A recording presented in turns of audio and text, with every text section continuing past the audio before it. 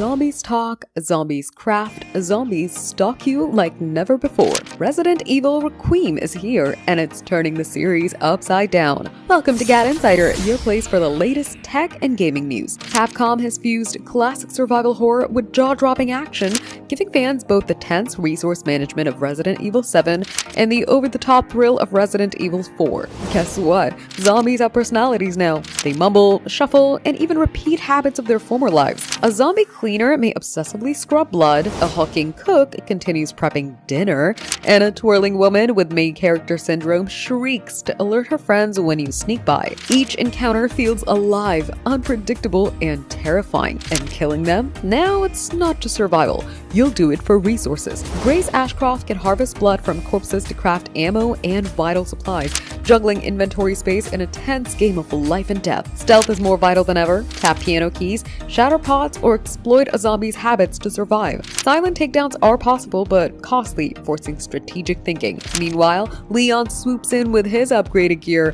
a hatchet that never breaks, chainsaws that fly from zombie hands, and a big arsenal that contrasts Grace's survivalist playstyle. The game's also bringing Leon's first new campaign in 14 years, cementing his role as a seasoned bioterrorism agent. With dual protagonists, interactive zombies, and an entirely upgraded crafting system, Resident Evil Requiem is not just an addition to the franchise, it's a reinvention. So get ready for February 27. Prepare to scream, strategize, and survive like never before. For more updates like these, subscribe to GadInsider, like and share the video, and don't forget to press the bell icon so you never miss any update.